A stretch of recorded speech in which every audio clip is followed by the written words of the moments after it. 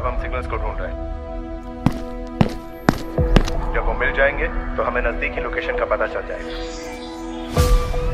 तुमने जो किया है पता है किसके साथ किया है? कौन? तेरे लिए शॉकिंग।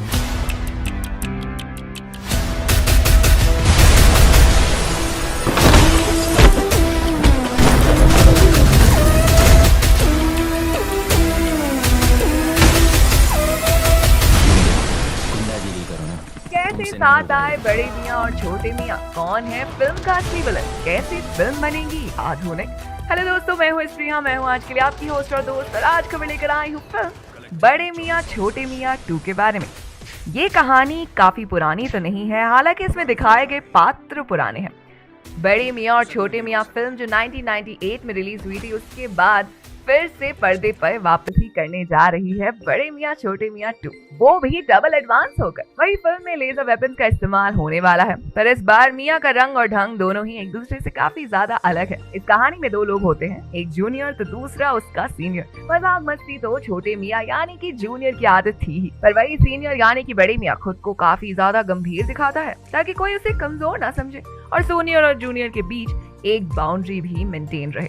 बड़े मियाँ को छोटे मियाँ एक असिस्टेंट के तौर पे मिला था। बड़े मियाँ एक सीक्रेट एजेंट है, वही छोटे मियाँ अभी 2 महीने पहले ही अपॉइंट हुआ है, जो फिलहाल एज अ ट्रेनी काम कर रहा है। वही इन दोनों को उसके सीनियर एक सीक्रेट मिशन पे भेजते हैं, जिसमें अगर वो पास होते हैं तो उनका प्रमोशन हो जाएगा। बड़े मियाँ दिमाग से तेज, मन से शांत और काफी एक्सपीरियंस्ड एजेंट है। छोटे मियाँ वही मन से मजाकिया और बेफिक्र किस्म का इंसान है। वो कुछ भी करने से पहले सोचता नहीं है, बस कर देता है। वही देश की खुफिया एजेंसी को खबर मिली है कि कोई देश की आर्म फोर्स का ही हिस्सा बनकर देश का इम्पोर्टेंट डेटा सीमा के पार देश के दुश्मनों तक पहुंचा रहा है। वही उस इंसान का पकड़ा जाना बहुत ही ज्यादा जरूरी है, क्योंकि दुश्मन अब उन डेटा का इस्तेमाल करके हमारे सैनिकों पे हमला करने की तैयारी भी कर सकते हैं, जिससे हमारे देश को काफी ज्यादा खतरा हो सकता है। बड़े मियाँ और छोटे मियाँ को श्रीनगर में तैनात आर्म फोर्सेस का ही एक मेंबर बनाकर सीक्रेट एजेंसी द्वारा भेजा जाता है। किसी को उन पे शक ना हो, इसीलिए ऑथराइज कार्ड्स और वर्दी सभी की तैयारी पूरी कर उन्हें ड्यूटी पे तैनात कर दिया जाता है। बड़े मियाँ और छोटे मियाँ के पास गिन के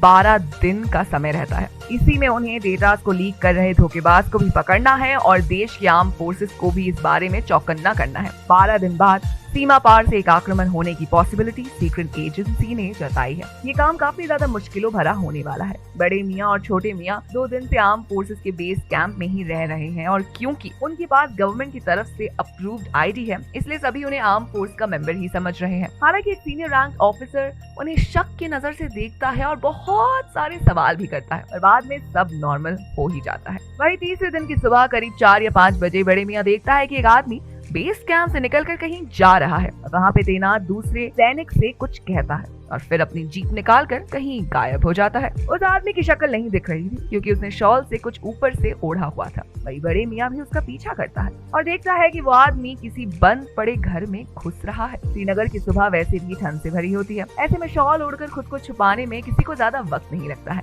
बड़े मियाँ उस आदमी का पीछा करते हुए घर की ओर जैसे ही बढ़ता है, उसके सिर पे पीछे से कोई जोरदार वार कर देता है, जिससे बड़े मियाँ जमीन पे गिर जाता है। वो देखता है कि वो जिस आदमी का पीछा कर रहा था, वो असल में वही सीनियर रैंक ऑफिसर था जिसने उसे शुरुआत में काफी सवाल किए थे। बड़े मियाँ काफी हैरान हो जाता है। वो कुछ समझ पाता उससे पहले ही वो ऑफिसर उस पे कई वार करने लगता है और कहता है कि उसे पता था कि वो उसका पीछा कर रहा है, और उसे ये भी पता है कि बड़े मियाँ और छोटे मियाँ कोई आर्म फोर्स से ताल्लुक नहीं रखते, बल्कि एक खुफिया एजेंट है। बड़े मियाँ काफी ज्यादा हैरान हो जाता है, क्योंकि आज तक किसी भी मिशन पे किसी ने उसकी आइडेंटिटी नहीं पहचानी थी, और एक एजेंट की यही खासियत भी होती है। हैरान बड़े मियाँ पे ऑफिसर फायर करने के लिए जैसे ही गन निकालता है, उतने में छोटे मियाँ जोर का किक मारकर उसे जमीन पे गिरा देता है। अगर आपको नहीं पता तो हम बता देना चाहते हैं कि छोटे मियाँ एक ट्रेन मार्शल आर्टिस्ट है। इसके साथ ही वो कमाल का फाइटर तो है ही, उसका किया हुआ हर बार उसके दुश्मन पे हमेशा ही भारी पड़ता है। वही इस कहानी में काफी ज्यादा एक्शन और सस्पेंस शामिल होता है, जो वक्त के साथ ही सामने आने लगता है। इस फिल्म में आपको सीक्रेट एजेंट की लाइफ और उससे जुड़े मिशन के साथ ही आप नए नए तरह के गैजेट्स और वेपन का इस्तेमाल होते हुए भी देख पाएंगे, जो फिल्म को बहुत ही ज्यादा आधुनिक बनाने का काम करेंगे। तो दोस्तों, आज की वीडियो में बस इतना ही। अगर आपको वीडियो पसंद आई हो तो इसे लाइक कीजिए, दोस्तों के साथ शेयर कीजिए, और फिल्मी दुनिया से जुड़े रहने के लिए सब्सक्राइब कीजिए हमारे चैनल बॉलीग्राज स्टूडियोज को।